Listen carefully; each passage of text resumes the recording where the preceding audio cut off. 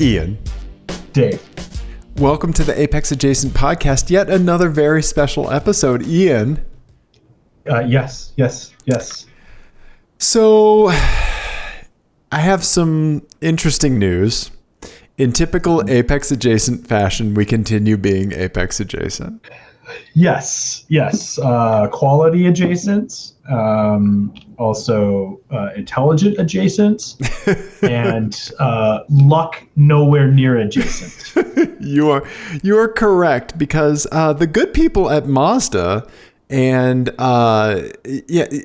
good people at Mazda were kind enough to give us a Mazda MX-5 RF 2021 model for a week, right? Mm-hmm. They were kind enough. And then look what we let happen on our watch. The minutes before they picked it up. Yeah, show the people the state of the car right before it was getting picked. Yeah. I mean, you sent me this picture this morning. Uh-huh. And I was just like, what happened? Because with a press car, the idea is that you should have to do nothing. Well, not that you shouldn't have to do anything. It's that you should not do anything. Right? You should not do anything, and you shouldn't let anything happen to it. That's right? Key. Yeah. Right? So I dropped the car off to you. Here's what I know, is that I dropped the car off to you after driving it yesterday. Yes. You took a little mountain blast. Yeah. Yes. And then when I left, I saw you squeezed in, which we're going to talk about. Squeezed in there, and I waved goodbye. And you were moving the car around in your driveway. Yep. That was the last I saw of it. I just gave it a little salute and drove off in my broken car. Okay. Now, what happened here? Well, it seems like on your drive at some point under your ownership, who knows? It could have been. Thank you for pointing that out. It could have been under mine, but it seemed to pick up. Here, I got a picture of it. I was moving it. I moved it yesterday, and then I went out this morning to position it in my driveway so that it's really easy for them to get it out when they come to pick it up. And I started up the car. Its little rattly engine started up, and I was like, I'm not psyched about this either, okay? and there was a tire pressure light on, so it doesn't tell you which one. It's just the light, but hey, you're gonna figure it out, right? And so I checked the driver rear tire, fine.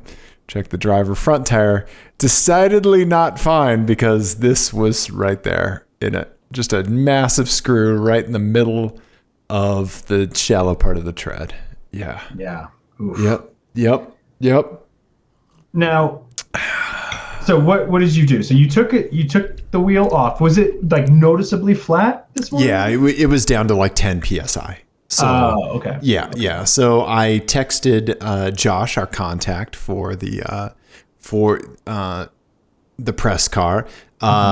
We had a brief chat on the phone. I wanted to make sure that he was okay with me patching the tire. I have a patch kit, air compressor, all that stuff ready to go.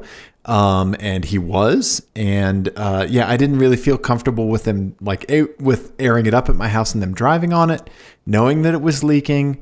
Right. And a screw is better than a nail in these circumstances, because the threads will hold the screw in and kind of minimize some air loss. But so he was okay with it. I pulled the tire and put a plug in it, and then they came as I was putting the tire back on the car. That's perfect. Yeah. Good work. Thank you. Thank you. So when do we start the full disclosures? Because I think I should probably come clean about a couple things here. So first of all, okay. So two things. First of all, I had a stress dream last night that the car had flat tires. Because I took a wrong turn during my drive up in the mountains and ended up on a dirt road for like a couple 100 yards. Okay. And I had dreams that the car had been ruined because I had driven on a dirt road. Oh, wow. Okay. But it was like, oh, this is turned to dirt, and then I just found a spot to turn around, and then I I turned around not using the handbrake.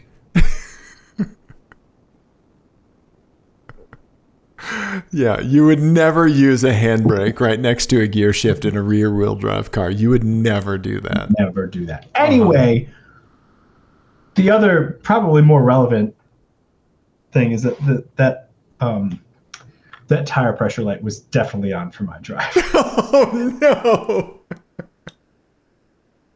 And you didn't check?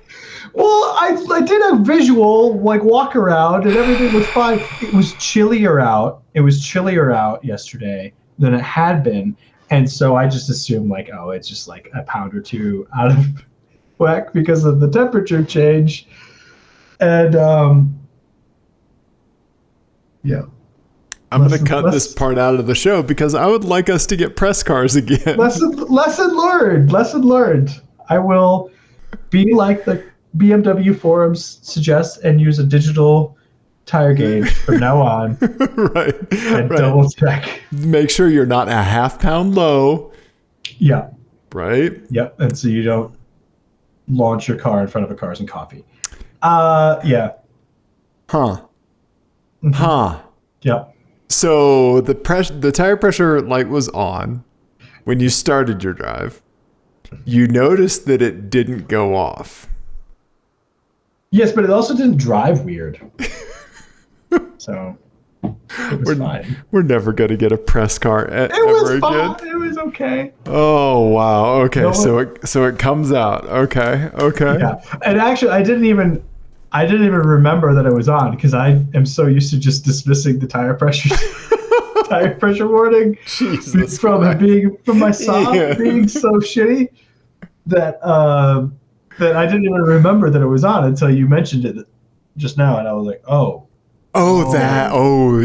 light that I definitely saw. Yeah. Ian, we're supposed to be on high alert as drivers of the cars that we have, right? Yes. We're supposed to have fine-tuned goddamn senses like Daredevil, be able to pick this stuff out from 100 yards away. You have let me down, young man. Yeah, we're supposed to have heightened mechanical sympathy, and I let the side down a little bit.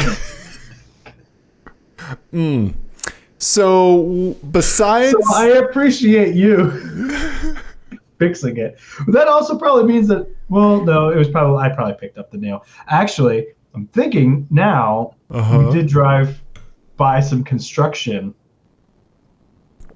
So I probably was the cause of all of this. Construction sites suck, man. Like, I mean, I hate driving past them because that happens so often, you know? Yeah. Avoid if you can. So I've talked about it on the show before, but that's one of my favorite, like, tertiary effect things. Okay. Is that I went to get tires in Oklahoma one time, and it was like a 3-hour wait. And I was like, why is it a 3-hour wait? And they were like, we had hail 3 weeks ago. And I was like, what the fuck does that have to do with tires? And they were like, well, everyone's getting their roof replaced right now. And so there's nails all over the ground. And so now this happens like every time, like a month after a hailstorm rolls in, we get slammed. People needing tires. Yeah. That's what we call downstream effects in the industry. Yeah. Right? Yeah. Mm-hmm. Yeah. Oh, wow. Okay. That's crazy. That is crazy.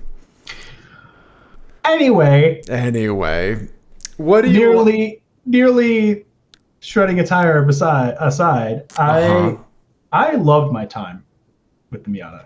I know that actually a Miata is great is not the hottest take in the world. But it was delightful.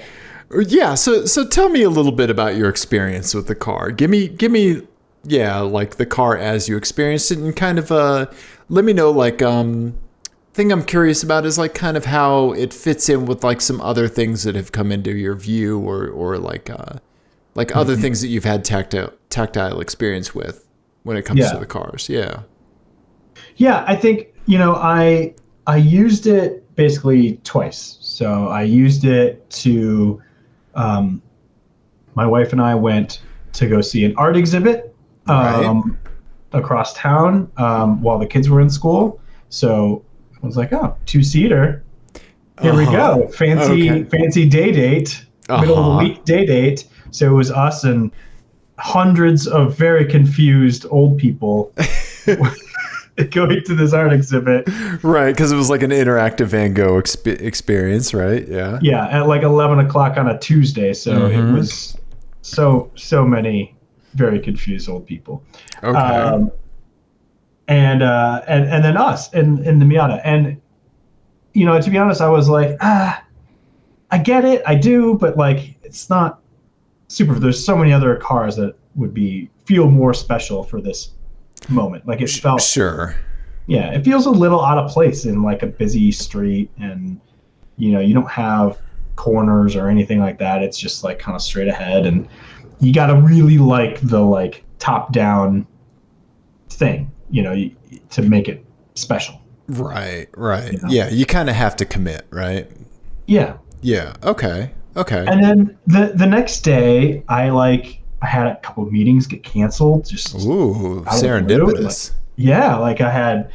I just had some time free up in the middle of the day, so I was like, well, I have this car, and the mountains are calling that way, so I'm gonna make a little loop and go bring the car back to Dave. And so I tried to get out of my neighborhood. It was terrible. I couldn't. The entire city's under construction over by us, so I had to it was like stop and go and going down alleys and trying to find ways out, because like 3 of the 4 major streets around us were closed. And finally, so I was like, oh, this is kind of not great. And then got on the highway, and I don't know if you drove it on the highway, but with the top up, but it's very loud. It is loud, yeah, it is. And so I was like, okay.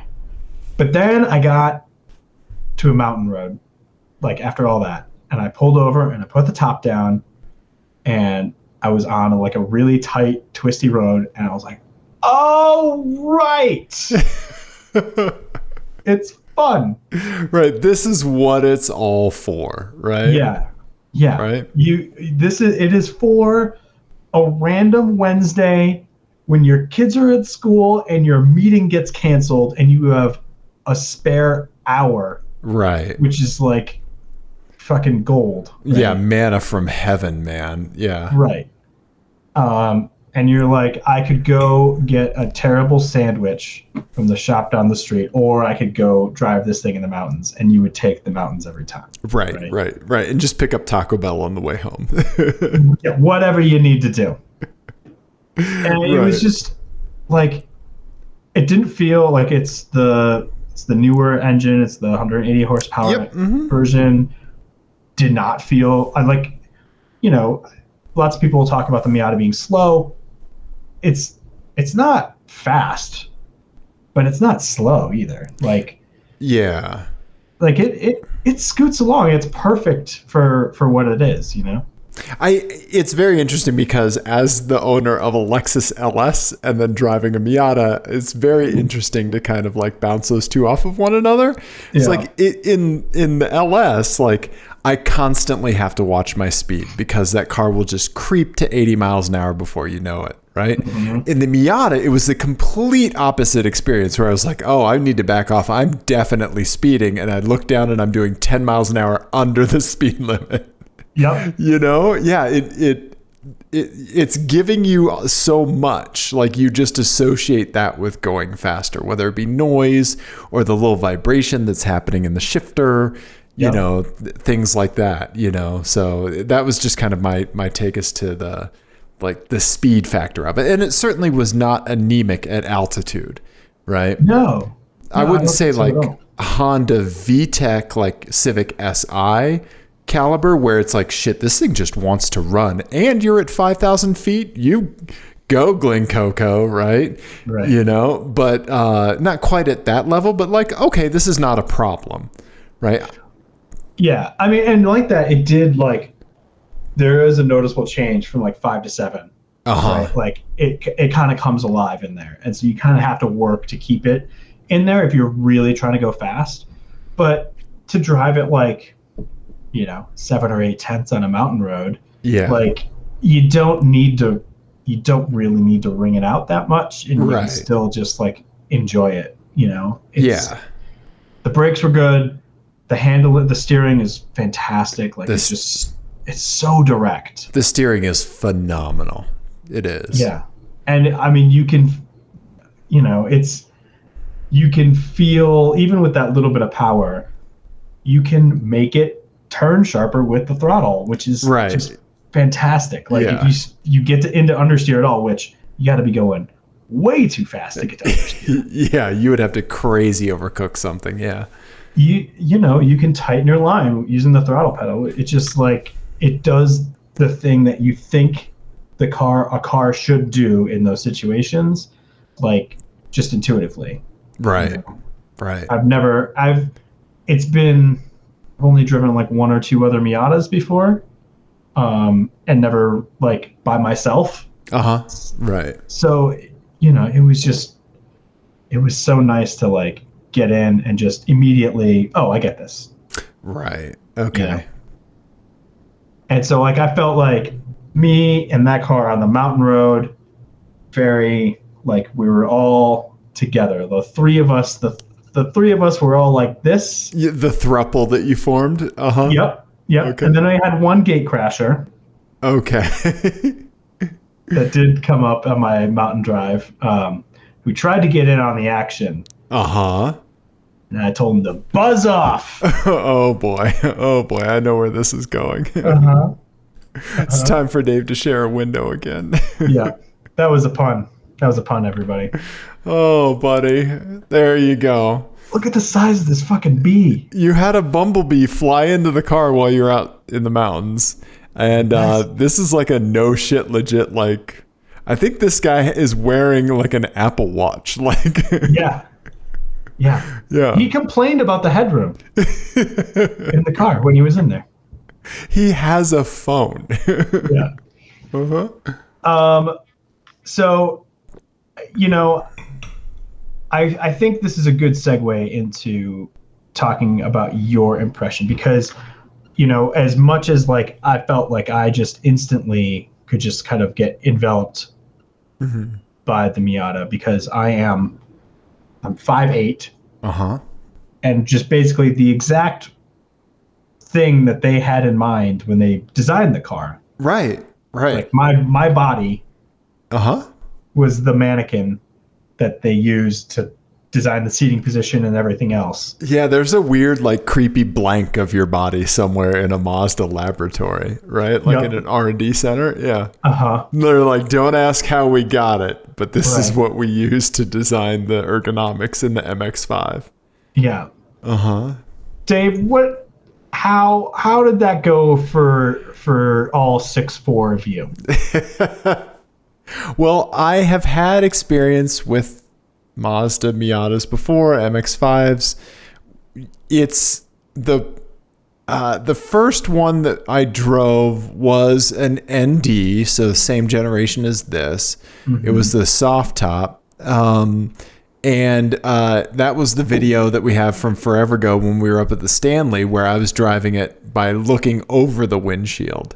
Right. So this car is just not meant to fit Dave. And when we were when we pulled up to do some video over at a parking lot nearby my house, you saw me, like, here's early, but let's see here. Is this the one?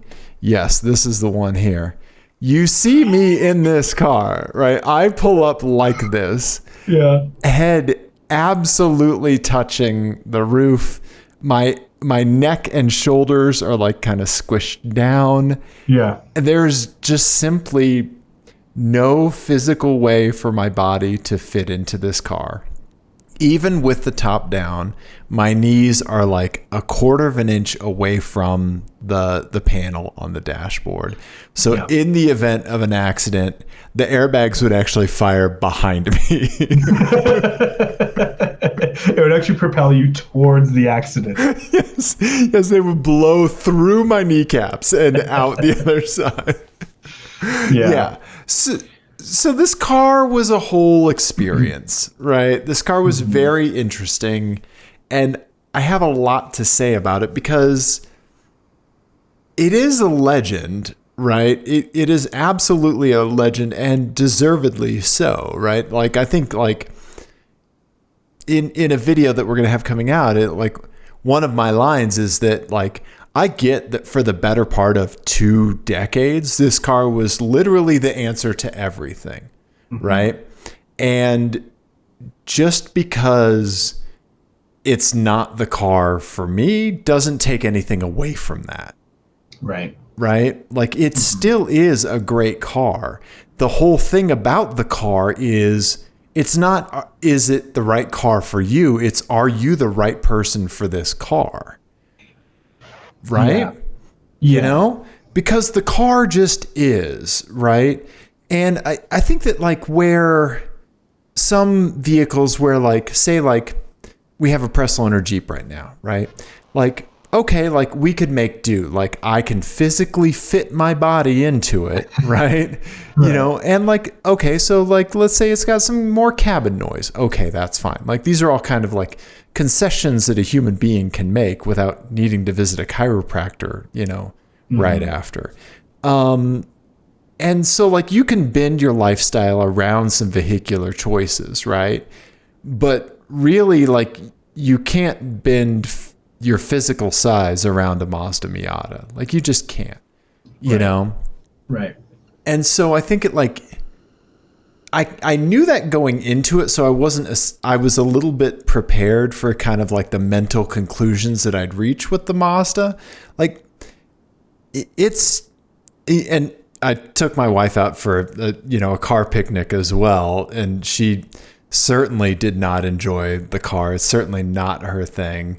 Oh, really? Yeah, she could not stand it. When I told her that you got in and you moved the seat forward, she was like, "What? Like, how could that be?"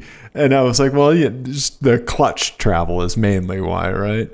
Yeah. But, like, just the fact that, like, somebody could get in that car and then actually make it smaller for themselves, like, it just blew her mind. And she's only 5'4", right? So yeah. And yeah, it's first of all, I mean, it looks amazing. It's a great looking car, right? Yeah. You know, like, those 8-spoke wheels are fantastic. The design is great. It's super compact, doesn't have a spare tire, which we learned. It's just, I'm not the right person for this car, and that's okay. Like, I'm okay with that, you know? Well, and I'm sympathetic to you because I know what it's like to try to drive a car that you don't physically fit in. Right. You know, I've experienced it from the other direction, like in race cars where I cannot see. Right. You know, right. you can't, and I had your full extension on the clutch pedal, you know, and it becomes all encompassing. You cannot, I don't think people who haven't been in that situation can really wrap their heads around, like, how much ergonomics really play a role into, like, how you judge a car, because you can't really judge a car on its merits if you don't fit in it. Exactly. Right. And I think that there's a lot of people that would just discard that and just say, like, whatever, like, who cares if it's uncomfortable? Like, just drive it, drive it. Right. Kind of that more, I don't know, like, it's not necessarily like toxic masculinity or like machismo, but just kind of like bullheadedness that can be associated. Or even a lack of empathy, Yeah. Right. Yeah. Yeah. That can certainly exist in the car community sometimes. Right. Right. Yeah. Yeah. Yeah. So I feel bad that you weren't able to, like, experience it in the context that I did. Right. But I know that, like, me telling you to go drive it on a mountain road wouldn't do anything, right? Because you're not going to enjoy it, because you're not going to feel safe. Right. And B, you're just going to be, like, literally uncomfortable. So Right. yeah, I completely understand. And I feel bad. I feel bad. No, I think that's the whole thing about it, though, is that like with a car like an MX-5, like obviously you're making compromises, right? Like, you know, and you're kind of living for potentially like like a different portion of the driving experience than you would with other cars, right? Like you're more centered around that, right? When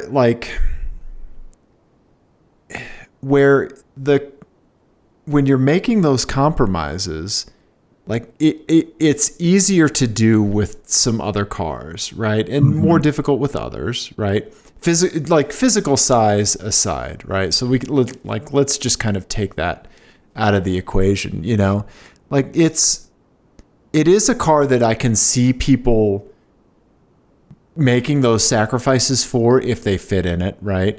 Because that, like, your mountain road drive was so good, right? Yeah. I can see people really willing to make those sacrifices necessary to have the Miata in their life in order to get that reward, you know? Yeah.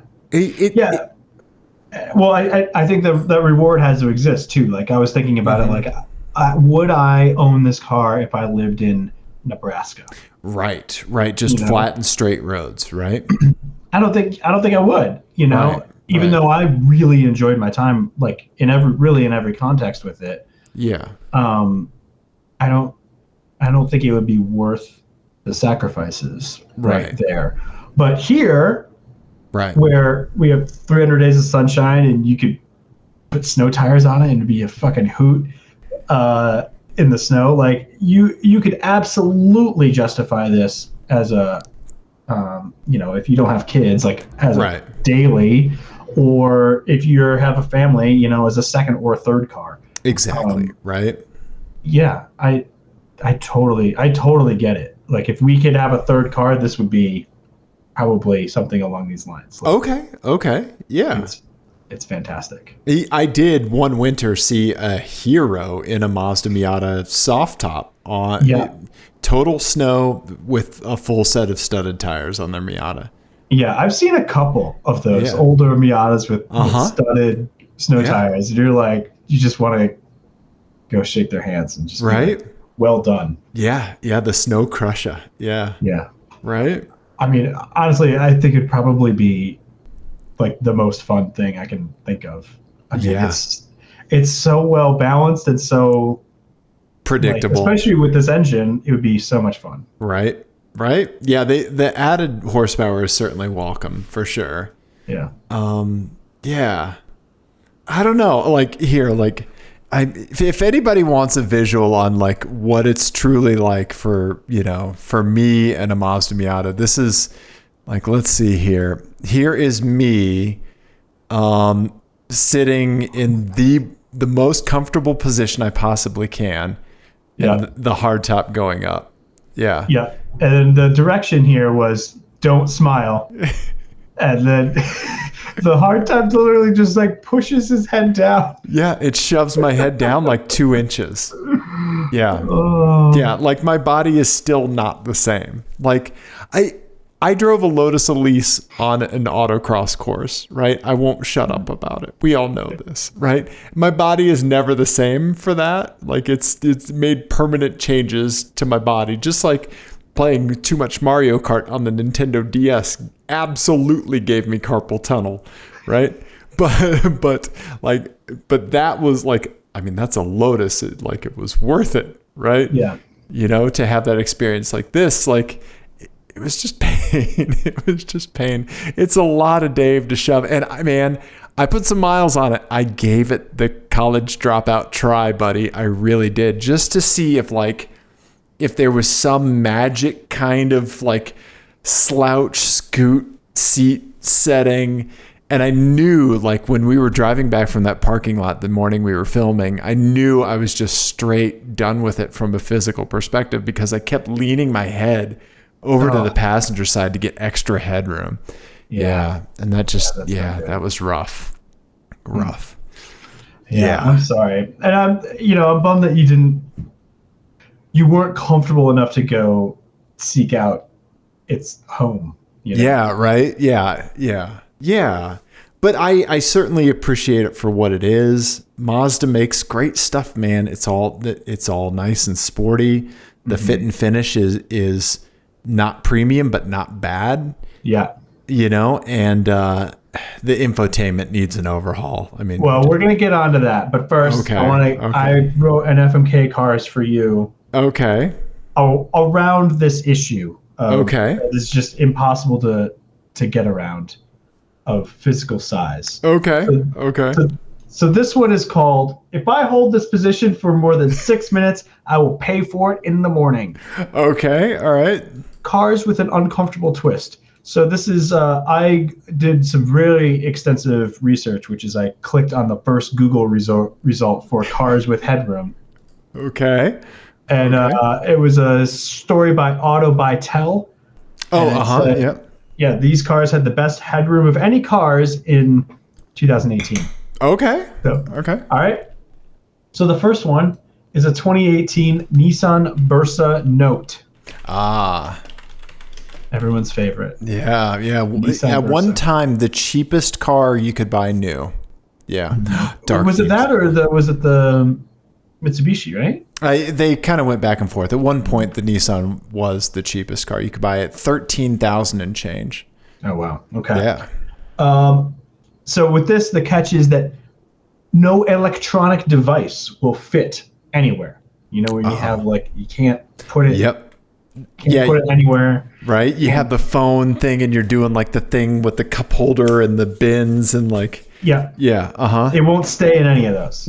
You accelerate and it falls on the floor. Right. Yes. Yeah. It's a mess. Okay. And charge cables will fall out after 6 minutes. Oh, okay. All right. Okay. All right. 2018 Kia Forte 5. Okay. The little hatchback. Yeah, we've driven one. Yeah, actually a delightful little car. Yeah. But your knees will hit the dash, and the heater is stuck, and the seat heater is stuck on full. Oh, so we're gonna get some swass. Okay. Yep. Okay. It's a bruised knees. All right. Okay. All right. 2018 Chevy Bolt. Okay. The driver area. So everything is exactly the same, except the driver area mysteriously has the exact dimensions and driving position as the Miata. Ooh. Okay. Yeah, I mean, we have to kill that. We just have to kill it. Honestly, I tried a lot. The Miata was my errand running car. I got Indian takeout in it. I went to Home Depot in it. I did all the stuff, right? Mm-hmm. And it just physically doesn't work for my body. Mm. Yeah. Well, at least you could put the top down and then just roast yourself. Yeah. Right? Yeah. I would need on the summer day there's those misting systems for sidewalks and patios and stuff. I would need a sunblock misting system. just 100. You could just fill the windshield washer reservoir with that and just re-aim the nozzles just slightly, and it would just get you right on the forehead. Yeah, what's the Mercedes that we drove that had the air curtain, the 400 Cabrio? Yeah, E400 Cabrio, yeah. I would just need to squirt a whole bunch of sunblock in those vents first. Yeah. So I have to kill the Bolt, which is a bummer because I like that little car. Mm-hmm. Ian, we've never driven a Versa. I've never driven a Versa. I've driven rental car Versas before. And how bad are they? Terrible. Yeah, they're supposed to be real bad. Yeah. I think what I'm going to do is I am going to marry the Kia Forte 5 and just stay hydrated because my swass is going to be coming out. Okay. And for a day, you're going to drive the Versa? I am, for a day, and deal with bad charging cables ejecting and my phone just flopping all over the cabin. Mm-hmm. Yeah. What are you going to do it? What are you going to do with it? What am I going to do with the Nissan Versa for a day? Mm-hmm. I mean, throw the keys in it and just leave it unlocked in the middle of the city. Just let it have at it, boys. Yeah. Yeah, I don't know. I would take it to a skate park and let the skaters use the front end as some kind of obstacle. Oh, there you go. Yeah, there we go. There we go. Okay. Yeah, yeah. We'd have a trick competition to see who could do the best trick off the front of the Versa. And, winner gets to pick, I don't know. Yeah, something. Although showing up to a skate park being like, hello, youths, would you like to enter a competition using my vehicle? No. Would certainly get the cops called on me. Yeah. So if anybody wants to make a skate park empty instantly, call me. Just a mustache would just appear on your face. Yes, right? Yeah. Uh-huh. Yeah. So yeah, I think I got to marry the little Kia, which I actually really enjoy driving. Yeah. Yeah. I had a similar experience to your mountain drive. I drove the Kia in a rainstorm coming down from Estes Park, and I felt good, Yeah, it was good. But Nice. Yeah, the Miata, man. The MX-5. There's one in here called Miata Squats. What's that one? Oh, yeah. Yeah, right? Like my quads are just going to get ripped with this thing. Yeah. Yeah. Just fantastic. Right. I loved watching you get in and out of it. It was just really funny. I sold some old speakers on Craigslist, and I took them to the guy. I met him in a Best Buy parking lot. And he had a massive like mega cab truck, and I pull right up next to it in the little Miata, and Yes. like he gets out and he's like maybe like 5'10", and I get out of the Miata.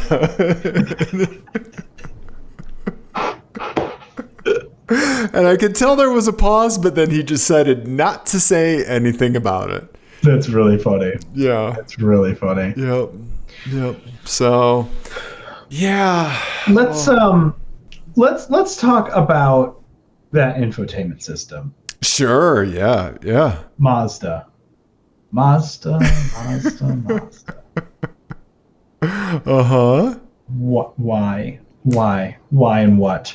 Yeah, it's a little rough. It was very, very slow for me for like the Apple CarPlay and stuff like that. Yeah. It's very slow, and also so the big thing that was bad for me is that I'm an Android boy. Yep, you're a Droid boy. Yeah. And the Android Auto, it works technically. However, the touchscreen does not work. You lose touchscreen functionality as soon as you turn on Android Auto, and so you have to use the little dial thing. Ah, yeah. And you have to use the dial within Android Auto, right? Which is crazy. It's worse than just holding up my phone and just doing the thing on my phone. It's like you're trying to control your phone with like a Joust arcade joystick. That's exactly what it is. Yes. It doesn't make any sense at all. Right. I mean, the whole point of the Android Auto is that it's a touchscreen that's bigger. Right. That your phone goes away and charges. Right. It was maddening, to be honest. It was really, really distracting and bad. We're at a really weird place with infotainment stuff right now. Yeah. Right? And I feel like we should be in a better place. I feel like this is something like that, like the aftermarket folks have to already be solving, right? But then like the infotainment stuff is so ingrained with all the other settings of the car now, like with the seat heaters and like the nav and all that stuff. You can't just rip and replace like back in the day, right? Mm-hmm. Yeah, it's frustrating. And the other thing that would happen is that because you would have to use the dial, something is always selected on the screen. Yes. Right? Once you start using the dial, something is selected, and if you push down on the dial, that means you do the thing. You're tapping on it. You're tapping on it, right? And so like in situations where I was shifting into third and hitting a bump, okay, my elbow would hit the dial and it would pause the music, call someone. The worst was the search function. It would start searching, but in Google Maps, it's only by voice. So it did that to me. I was turning left on a Colorado, and I was actually like a 1-2 shift, and there was a bump in the thing, and my elbow hit it, and it called up like the Google Assistant, and I couldn't get out of it. And so it was just recording me swearing at it, but printing it on the little screen. And I was like, fucking stop. Okay. Awful. Though that was, to me, I mean, because I feel the worst thing about the car. Right. I mean, fortunately, no one is buying this car for the infotainment. Right.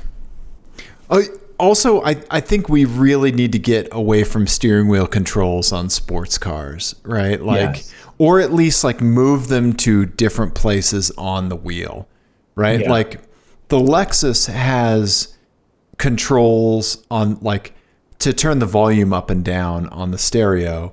It's controls that you have to kind of reach past the wheel a little bit, but they still turn with the wheel, and you actually pull them towards you, right?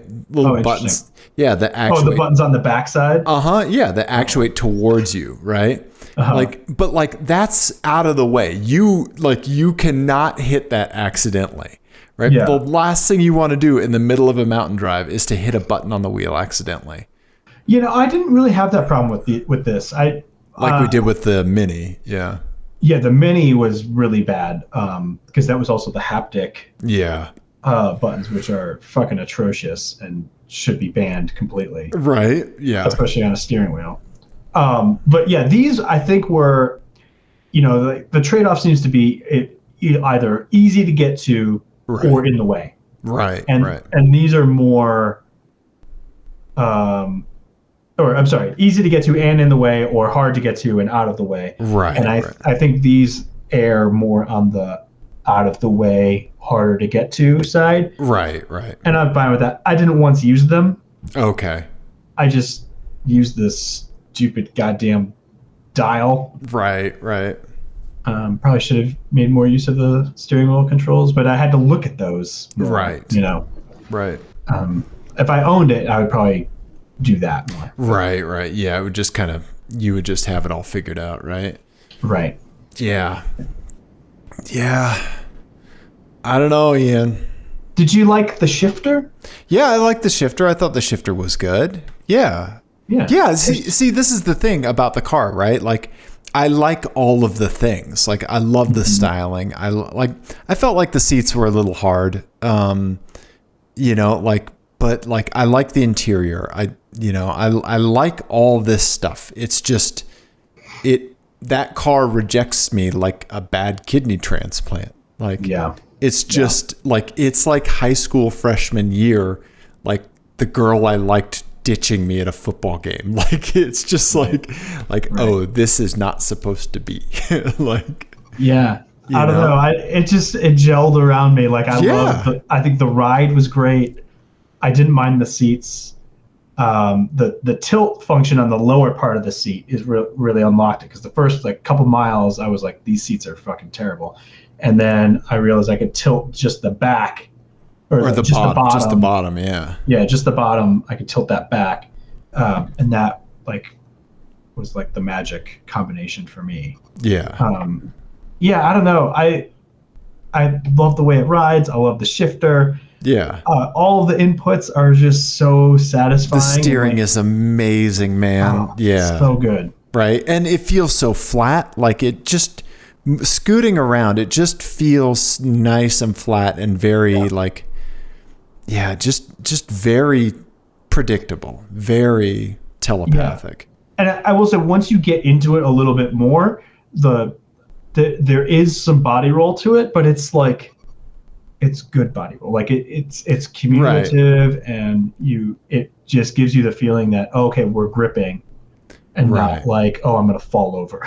Okay. Yeah. It just says okay, we're leaning on the tires a little bit, and so it's very aggressive and manageable. It's so good on this sort of situation in the mountain road. Right.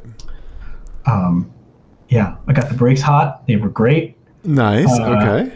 They were a little smelly, but they didn't fade. Okay. Good. So I smelled them before I was worried about them. Okay. It was just a great It was a great little drive. Like, it's the Nice. best little like mountain drive I've done in a long time. That's awesome, man. That's awesome. And then think- I got in my Volkswagen, and I was like, this thing's a tractor. I was bummed I couldn't drive your VW more. Yeah. Yeah. How's your windshield? I cleaned your windshield for you. Oh, that's the cleanest it's been in months. Thank you. Yeah, I don't know, man. I don't know. I can't take anything away from this car, right? Like I said, it's not, is this the right car for you? It's, are you the right person for this car? Yeah. And I'm not, and that's okay. There's other cars that I am the right person for, Yeah. Yeah. You have no choice but to check not applicable on the survey. Right. You have to select NA on the survey. Right. Which is a good Miata pun. Very good, Ian. Very good. you. Yes. Yeah. Yeah, no, you're exactly right, because it's like it doesn't diminish what that car is, right? Mm-hmm. Or the right way to look at it is to not let it diminish what the car is, right? Right. Because it would be easy to say like, I don't like it, like the suspension's crashy, or too firm, or like I don't like it, right? But it's not, you can't realistically say that. You can't let yourself kind of fall to that like easy dismissive like perspective, when like you just kind of have to take in the scope of what you're dealing with here and be realistic about it, right? Well, and I mean, really, you can't even get to that point. You can't even Right. get to the point of like an honest assessment of it, because everything is going to be colored by the fact that you don't Right. fit. Right. So, Right. Yeah. Yeah. Right. And I totally get it. Like, it's hard to come to grips with a car when you have like serious, real ergonomic issues with it. What do you have any other examples of cars that you have interacted with that like you wish you could have had a better interface with, that like is a good car, but it just maybe wasn't the right car for you? Or you weren't right for that car? I mean, sure. I mean, most SUVs are that way. A lot. Okay. And trucks, like, 'cause I can have fun in them, but I can't like picture myself living with it. Like, I can't even wrap my head around how my life would be different if I had a huge truck. Right. And we're not talking like crazy bro truck. We're just talking about like a Ram 1500 or something, right? Yeah, or even worse, like the Power Wagon. Right. When we drove the Power Wagon, like that, it might as well be a semi truck, right? Right. Like, I would love to drive a semi truck. Right. I don't want to own a semi truck. Right. I don't want to live with one. Or a airliner. Like, I would love to fly an airplane like that someday, but I don't want to park it in front of my house. What do you think stings though? Like because like with the Miata, like that kind of, it does sting me a little bit that my body is just too big to get in this, right? Mm-hmm. Like what kind of, and obviously you've had the race car stuff, right? I feel like you have that with Peter's M3 right now, because that's the greatest handling car I've ever driven. Yeah, no, I mean, those situations definitely suck where, being below average height guy, like, I can't physically drive a lot of like fun race car type things. Right.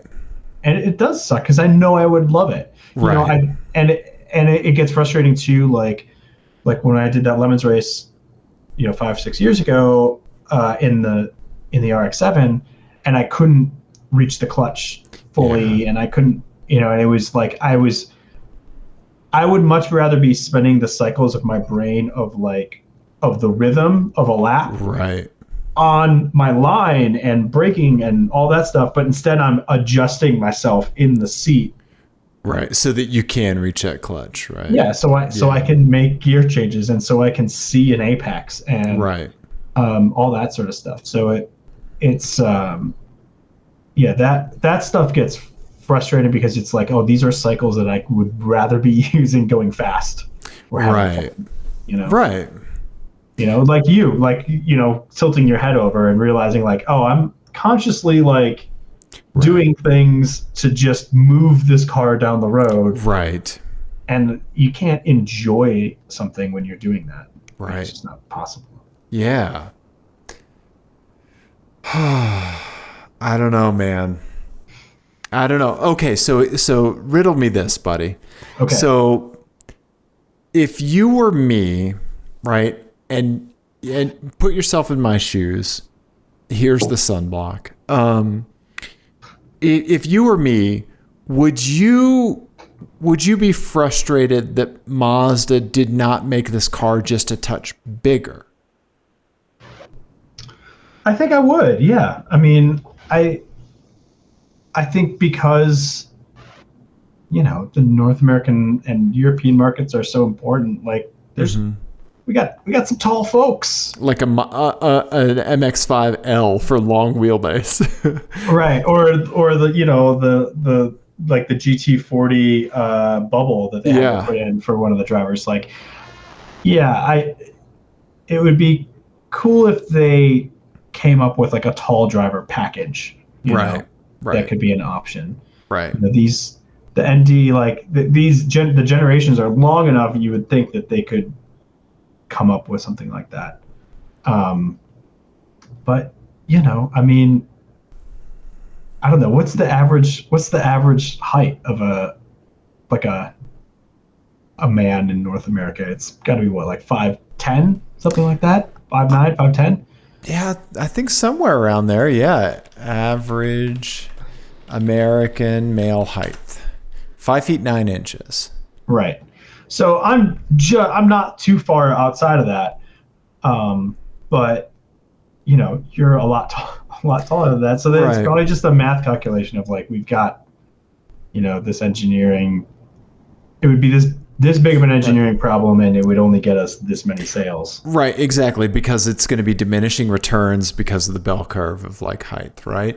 Like, do they need to make it fit like a dude that I know that is 6'10", right? Oh, Christ, yeah. Right? Yeah, so like, because I think that like, I actively walk through life trying to not act like an entitled prick. Right. And so I don't feel comfortable saying that all cars should be made to fit all people. Right. But like, I don't know. I feel weird about it. Right. Yeah. I don't know. I feel like because this is a car that's not, if this was like a more utilitarian car. Yeah. I think it would be different. You would have more of a complaint, but this is like a soapbox to stand on for that, right? Right. Or, I think it's probably worse in the other direction where you have like, smaller adults and, especially women trying to like get into like large trucks. Right. Like that stuff is probably, it's probably worse because it's more of like a utilitarian everyday car that you're expected to drive every day. Whereas this is more of like an indulgence, right? Right. Definitely. And there also are like other options. There are other sports cars out there that you can go for in this price point. You got like BRZ and that's kind of it, but I don't know. Right.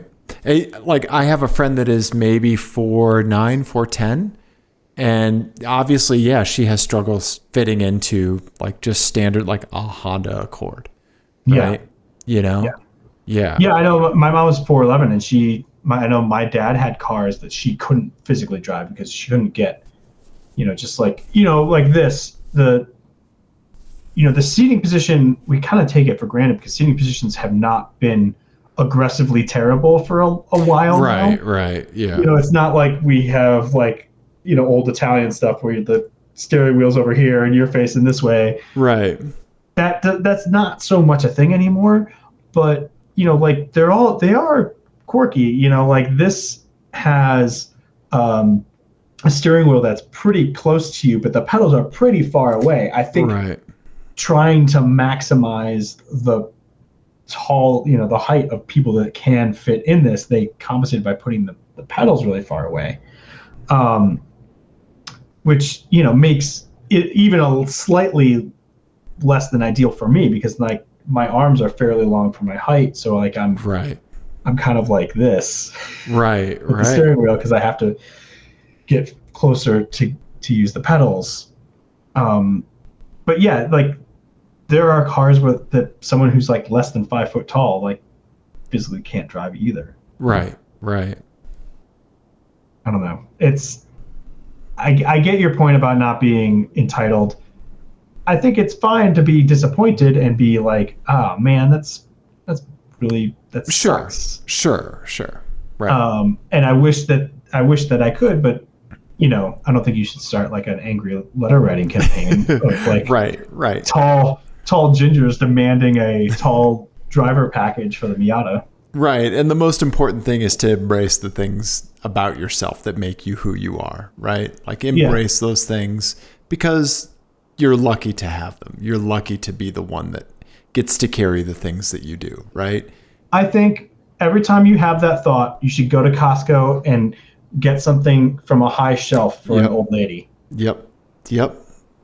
This is one thing that since I'm not in stores very often, it doesn't happen to me very much, but I could just tell the look in someone's eye in the grocery store, in the soda aisle, when they wanted the one off the top. Yeah. Yeah. That will happen to me every once in a while, where like someone will come up to me and be like, "Can you help me?" And I'm like, "Oh man, if you're asking me, you've got problems." Mm-hmm. Yeah. Yep. Desperate. Yeah. It's interesting. This is the kind of car that makes you really think, because I think that like this is a car that when you interact with it, you think about like what your life could be like. Yeah. Right? Like, oh, I could be the kind of person, like, or what would it take for me to make this work, right? Mm-hmm. This is like this car, like you said, like it's an indulgence. It's a little bit of like you even kind of walk by it and there's a little bit of fantasy that kicks up in your mind, right? Yeah, I think especially with the RF, the way that it looks, like it looks so good, especially with the roof up. I think it looks fantastic. Do you know what RF stands for? Like retractable folding or something like that? Almost. Roof folding. Nope, retractable fastback. Retractable fastback, that's right. Yeah.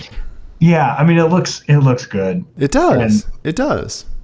I spent some time like daydreaming about owning this and just making excuses to go take conference calls up in the mountains. Right. I think as someone who's like in this like small kid parenting thing right now, having a car that my children cannot get into right is really appealing. Right. Yeah, that's true. Yeah, like daddy's going out for cigarettes. Right. And it's you're not, the limits are not so high that you're going to be going lethal speeds when something goes wrong, and you get a screw in the tire. Yeah. Yeah. And it's gonna talk to you before you get into trouble. It's not $1 million. Like it's this one that we tested, which has like everything, was $36,000. Right. It's more than 10 grand less than the RAV4 that we just reviewed. Wait, run me through that math again. Because the RAV4 was $48,000. Right. You said so it's more than 10 grand less than.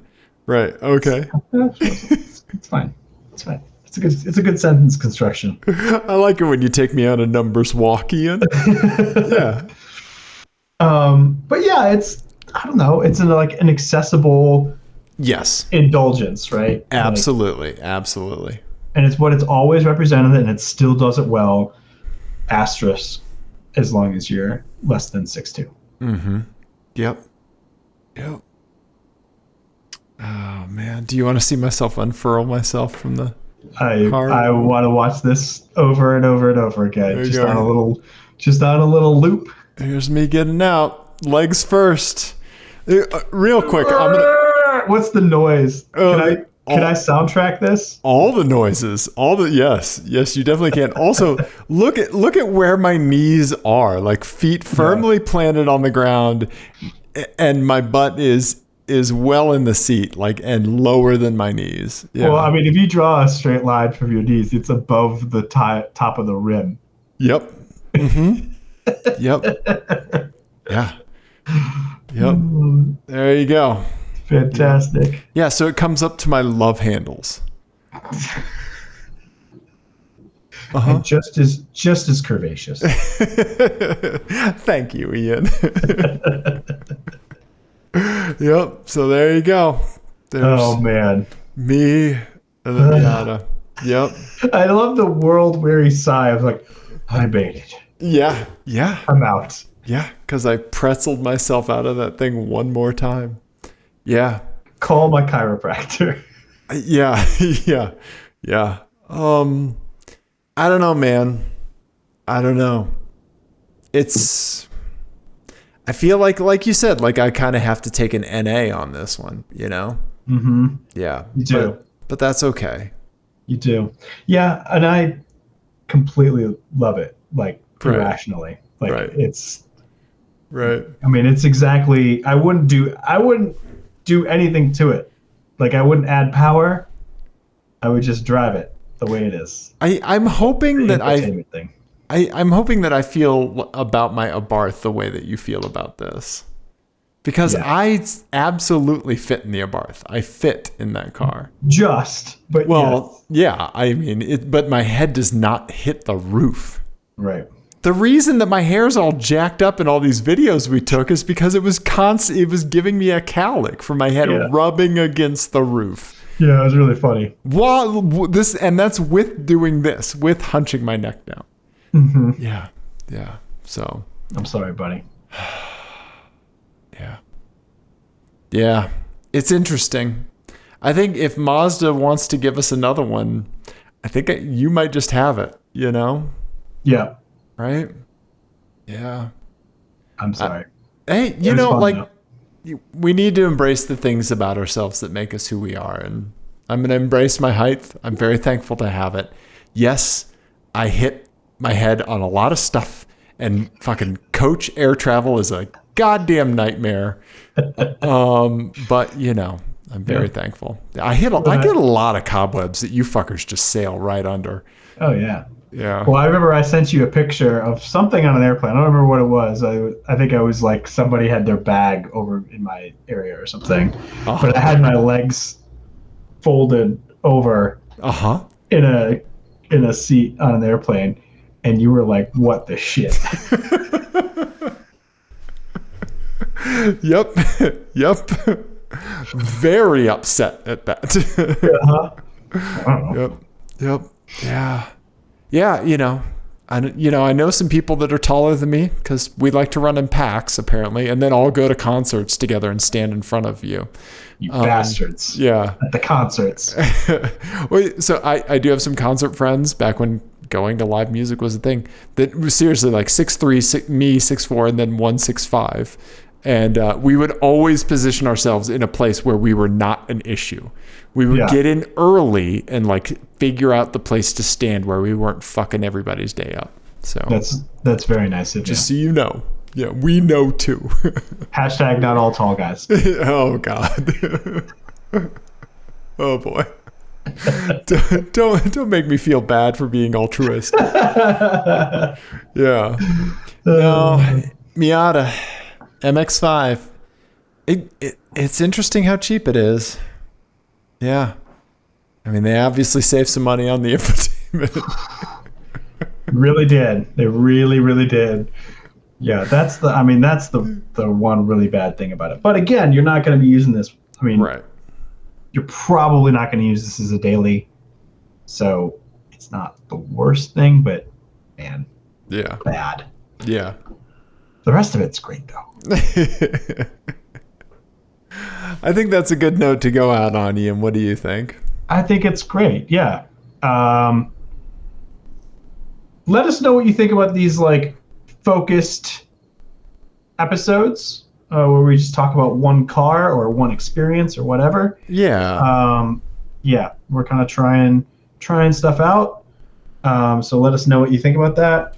You can call us 729-515-1391. 720. 720. I said 729. Jeez, Yeah.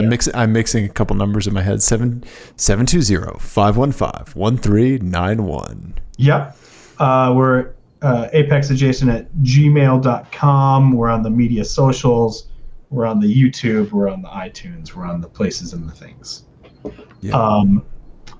Please, everybody, let us know if you've never fit in a car. And then also be safe and we love you.